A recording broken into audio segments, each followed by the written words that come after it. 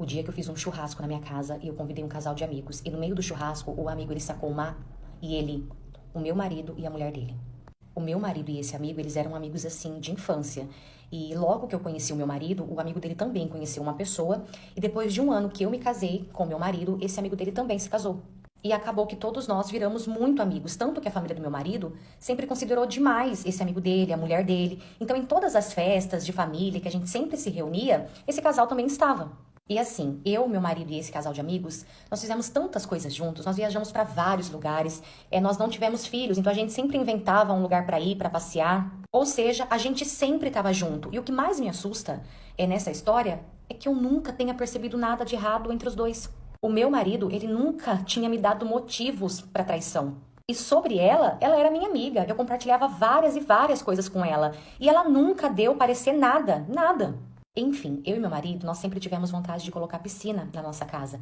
E nós conseguimos. Então, sempre que dava, a gente aproveitava, fazia um churrasquinho. Às vezes somente eu e ele. Outras vezes a gente chamava a família e esse casal de amigos também. Então, como de costume, nós fizemos um churrasco em casa e nós chamamos somente esse casal de amigos.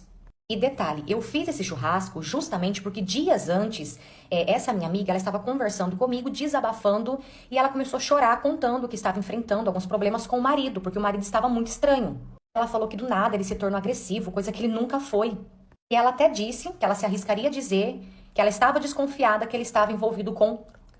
E ali ela falou que ela precisava, conversar comigo pessoalmente para poder desabafar, conversar, e por conta disso eu aproveitei e fiz esse churrasco.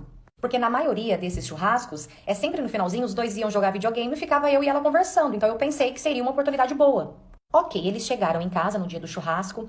E na hora que eles chegaram, realmente, quando eu fui cumprimentar ele, eu senti uma energia péssima vindo dele, no caso, o amigo. Um olhar assim sombrio, sabe? Ele realmente tava mesmo estranho. Só que até então, eu não tinha comentado nada com meu marido sobre isso. Entramos e fomos comer. E enquanto a gente comia, bebia, a gente conversava. E eu só conseguia reparar no quanto o amigo do meu marido estava bebendo. Ele estava bebendo muito mais que o normal. Eu até cheguei na minha amiga e eu comentei com ela sobre isso. E ela falou que realmente, até beber, ele começou a beber todos os dias. Então, como eu estava dizendo, eu cheguei na minha amiga e eu comentei com ela do quanto ele estava bebendo. E ela falou que sim, que ele tinha começado a beber todos os dias.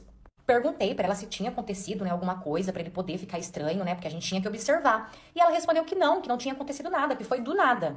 Achei, assim, bem estranho tudo isso e eu falei pra ela que ele tava precisando, era de ajuda. Ok, continuamos ali, até que em algum momento eu sentei, nisso a minha amiga sentou do meu lado e o meu marido sentou do lado da minha amiga. Enquanto a gente estava ali sentado, o amigo ele estava em pé, na porta, um pouco mais assim, distante da gente.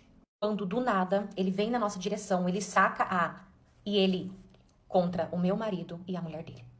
Eu lembro daquela cena perfeitamente. Eu paralisei, eu não conseguia me mover. E na minha cabeça eu só estava esperando ele mirar pra mim e fazer comigo também. Isso, ele terminou o que ele fez, pegou o carro e fugiu. E quando ele fugiu, eu comecei a gritar. Só que até então já tinha várias pessoas ali na rua, as pessoas tentando entender o que estava acontecendo. E quando ele saiu, alguns dos vizinhos entraram para poder me ajudar. E ali eles viram o que tinha acontecido. Depois de um tempinho, a polícia já chegou, eu fui levada até a delegacia. A minha sorte é que em casa tinha câmera em tudo, então deu pra ver tudo o que aconteceu perfeitamente. E sim, os dois morreram na hora, e até o momento eu não sabia o motivo. Só que no dia seguinte, o amigo ele acabou se entregando e ele contou o motivo, contou tudo o que fez, foi por conta de traição. Ele descobriu a traição e descobriu também que ela estava grávida, só que ela não sabia de quem era. No caso, ela não sabia se era do marido dela ou do meu. E depois de tudo isso, eu vi os prints, áudios, vídeos. Os dois já estavam saindo, já tinha um tempo. E assim, o amigo dele sempre foi muito ciumento, muito ciumento. Eu não consegui ficar na minha casa. Depois que tudo aconteceu, eu passei um tempo na casa dos meus pais. E logo depois eu aluguei um apartamento pra mim.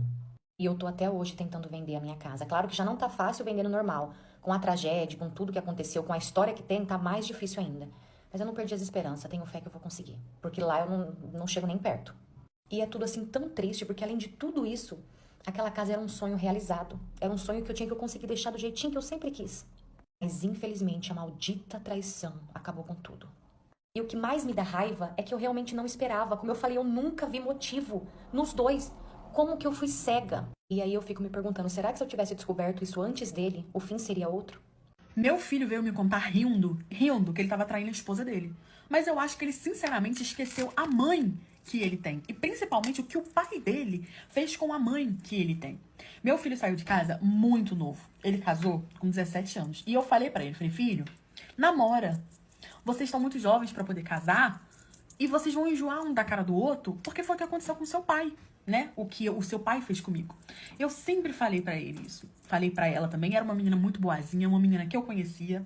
E eu falei, gente, vocês têm liberdade pra namorar, vocês estão novos. Eu não proíbo nada, você pode dormir aqui em casa. Os seus pais também não proíbem. A gente simplesmente não vê motivo pra eles casarem. Mas jovem, né? Quando bota uma coisa na cabeça, não tem quem tire. Eu quero casar, eu quero casar, eu quero casar. Eu quero ir morar com meu marido, meu futuro marido e não sei o quê. A gente não segurou, né? Deixou eles casarem, a gente começou a planejar tudo, e quando eles tinham 18 anos, eles casaram, porque eles decidiram com 17,5 e com 18 eles já tinham casado e ido morar juntos. Passaram-se 10 anos, eles tiveram um filho, e eu achei que eu tinha errado na minha previsão, né? Porque o jeito que eles se gostavam era lindo. Meu filho era um marido maravilhoso, graças a Deus, do jeito que eu eduquei ele. E a minha nora, ela era maravilhosa. Ela era uma menina incrível, todo mundo gostava dela, a gente não tinha problema nenhum familiar. Nossa família era tudo unida, sempre se reunia no fim de semana. E tudo assim, incrível. Eu tinha um netinho, era tudo lindo. Tinha se passado 10 anos, meu filho com 28 anos, eu já tava com meus quase 60. Numa sexta-feira, ele me chega lá em casa, rindo, né, muito contente. Eu não sabia de nenhum tipo de crise no relacionamento deles, ou que tava acontecendo qualquer coisa de errado. Eu tava fazendo o almoço, e aí ele chegou rindo. Mãe, preciso te contar um negócio. Eu achei até que ele ia dizer que a minha nora tava grávida de novo. Eu falei, claro, filho, fala. Aí ele começou a falar. Eu era o tipo de mulher que eu adorava estar certa. E aí ele veio falar pra mim que ele tinha ido me dar a razão. Mas naquela situação eu não queria a razão, eu queria estar errada.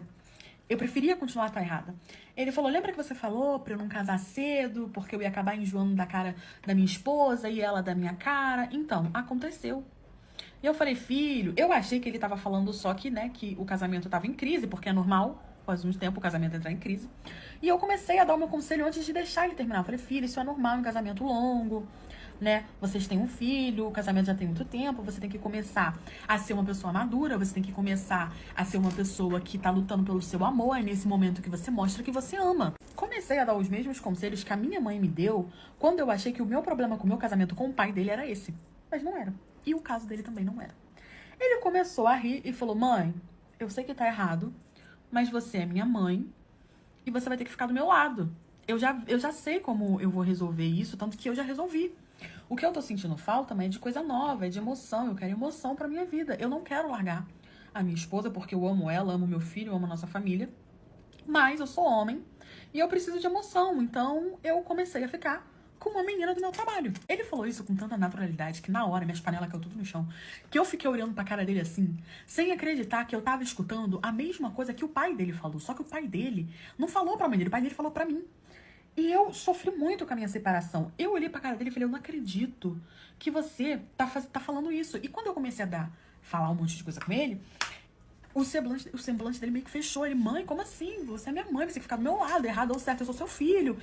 E eu entrei em mais desespero ainda. Eu abaixei pra poder pegar minhas panelas. Quando eu abaixei pra poder pegar minhas panelas, ele abaixou junto comigo. Eu já subi com as panelas no meio da cabeça. Pum! A panela pegou em cheio na cara dele. Falei que ele não tinha vergonha na cara dele. Falei que ele não prestava igualzinho ao pai dele. E falei que eu ia tomar uma atitude sobre isso, que isso não ia ficar assim. E aí ele entrou em desespero.